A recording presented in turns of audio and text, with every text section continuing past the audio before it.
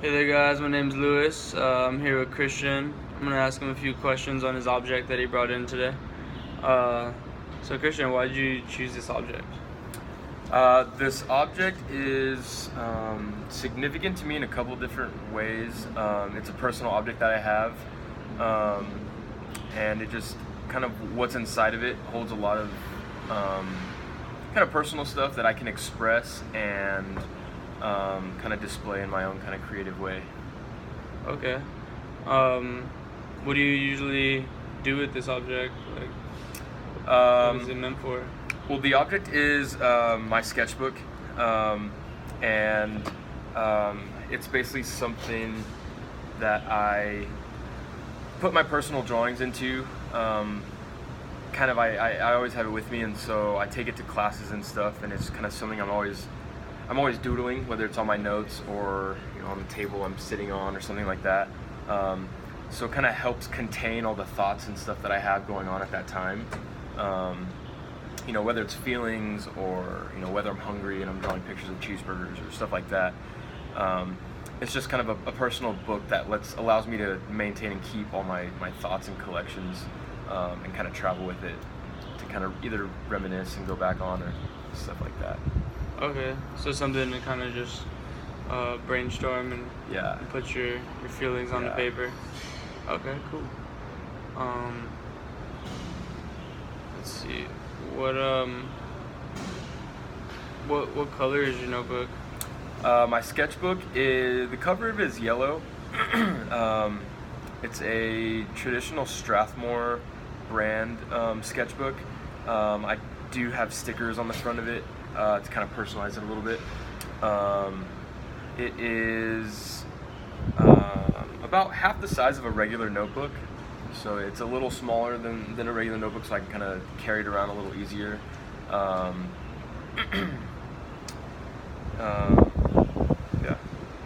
Does the color give any significance? The color doesn't have too much meaning. I mean, yellow, after using it for so much time, I've kind of come to realize that the yellow kind of helps add maybe a little inspiration, as opposed to just being like a heavy dark black book. Yellow's kind of a color that activates happy feelings, like mood, stuff like that, like sunshine and stuff. So I guess the color kind of has helped add some positive vibes to the book.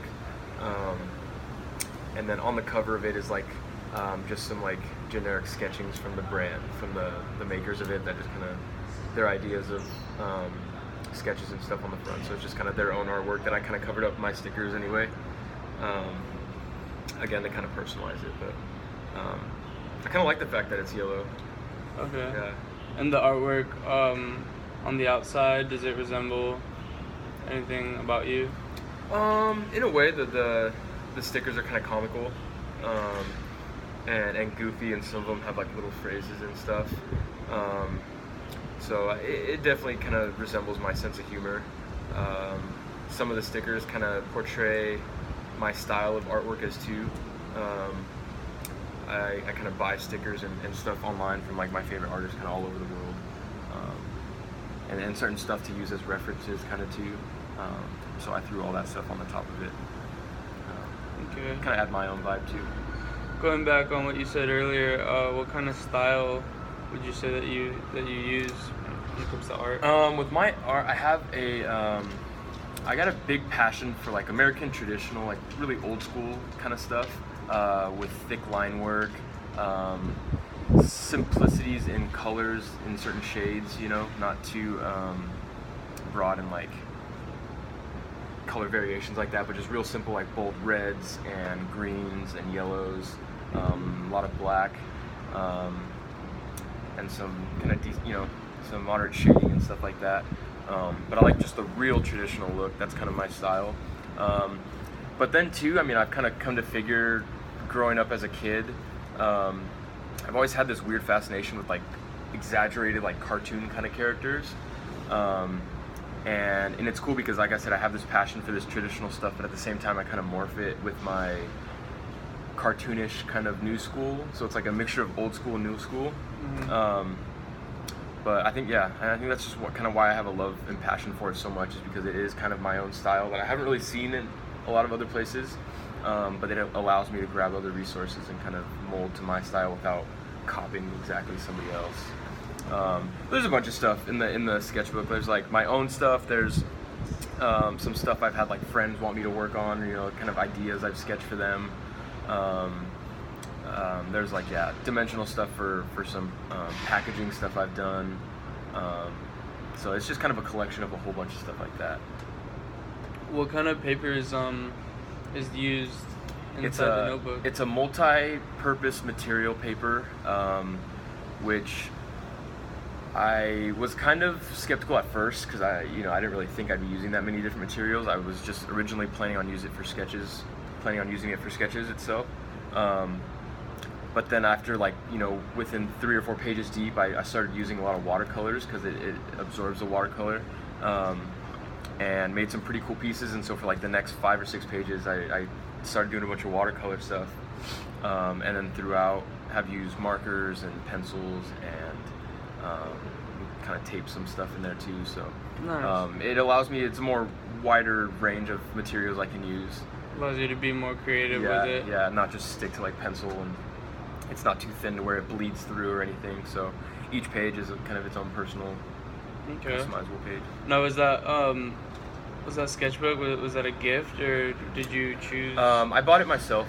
Okay. Yeah, it's something that I kind of, like I said, instead of drawing on my notes and tables and stuff, I kind of wanted to have something to contain these things in when I can always keep it with me. So yeah, I bought it myself, kind of as a gift to myself. Oh, cool. When you purchased it, did that notebook stand out more than others, or? Maybe back to why it was yellow. Yeah, the yellow kind of stood out. The size of it really helped too. I didn't want anything too big or bulky. I kind of like doing a little smaller compositions too. And so the size helped. Kind of a bunch of things. It's got a hard cover on it, so the pages don't get too frayed or messed up inside of it. It has a spiral ring on the side, so I don't have to worry about like splitting pages or having to get a paper holder to keep it open. Yeah, just kind of being able to take it with me everywhere is kind of the key thing that I like most about it. I can take it to the beach real quick. It's not going to take up too much space in my bag. It takes up hardly any space in my backpack, so it's kind of always there. Do you need that with you? How do you feel without it? It is kind of like something like my keys and my phone and my wallet. Without it, I do feel kind of naked a little bit. But it's not something I necessarily need all the time. It is just cool being like, whether I'm at a friend's house or I do go to the beach, I'm like, I'll just take this and just doodle around. Or I think I do use it probably more at school because I have it in my backpack, and while I'm sitting listening to lectures or something, it keeps me busy. But it's kind of a way of release and like kind of to get away from some things. I'll just like kind of commit myself to doing a piece in the sketchbook, and then I'll just kind of sit there for like a puzzle kind of, and just sit there and want to finish it no matter how long it takes. Do you often work on one piece at a time, or do you work on multiple pieces? It kind of varies. Yeah, there's with how I work, once I start a piece, I kind of like have to finish it. I hate starting and like have something half finished and then be like, I'll just come back later. I'm just like, all right, no matter what I have to do today, it's gonna wait until this is done. And it actually just happened like the other day. But yeah, I like to finish things in one sit down period instead of coming back. But then again, there's always stuff I'll think are finished, and I'll scroll through my pages and be like, I want to add something like this now to this guy, or add a little background or something. So I do go back and touch things up to kind of fill them out more.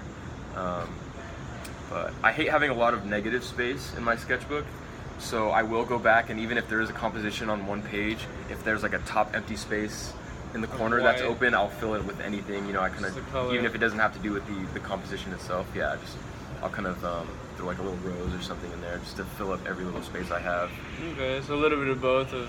Yeah, so kind of combination of the two. Yeah, I'll sit there and work on one piece until it's done, but then at the same time I'll kind of go back and add stuff here and there as I go. Oh, so going back on what you said on putting, this traditional look into your artwork? Do those come from your thoughts or your how do I put this? Does any of your past influences on other artists, or does that have anything to do with it? Yeah, definitely. I have a lot of friends that are tattoo artists now, and their focus is in the traditional style, so that kind of definitely has helped mold me into my passion for this. Without them, I'd still probably be fond of it, but I probably wouldn't be as involved. My whole arm is done a traditional style, so it's something I see every day now. And because of that, it's kind of helped inspire me to find the styles of different artists, how they work and how they do certain things, like different line weights and stuff like that. But then I do have kind of a personal collection of like my own favorite artists' work and stuff that I look at and use as references and stuff. But I think overall, kind of my friends are kind of what draw me most to this style. And then from there, it's just progressed, and I've just found more information and history on it that just keeps exciting me. So it's pretty cool. How does art make you feel as you're doing artwork? Free to kind of express whatever, there's like no limitations, basically. Kind of like, it's like freedom of speech in a way. It's my own source of, I can draw or say anything basically. And since it's my book, no one's gonna judge it and be like, oh, you can't do that, you can't say that, because it's my personal space that I can really do whatever I want with. So, it allows me to be free. Even though the page is so big, there might be paper boundaries, but at the same time, on the composition, there's no boundaries to what you can draw or create, really. Would you say that the more you draw, the more art helps your thinking process on a daily basis? Definitely, yeah. The more I draw, kind of the more relaxed I feel too. So it kind of helps add to reduce the stress in my life if I have some. Okay. So would you say? Could you tell me, 2 words that resemble art, or what it means to you? Like 2 strong words. Creativity and uniqueness, I think, are kind of like right away the 2 words that kind of stand out to me. With my own work and other people's work, I think that's kind of the biggest thing that you need to have, in a sense. But for me personally, I think being unique and creative in your own way, to me, is a little more special than someone that can, copy someone else's style.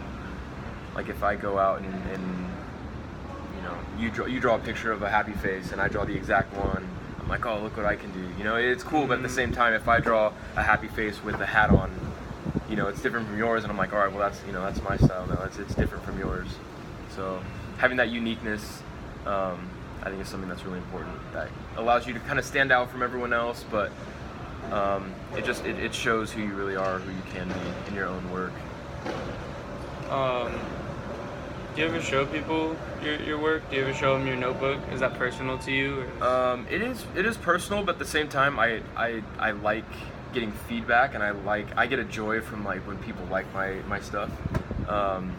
So I do tend to show it off a little bit. When I do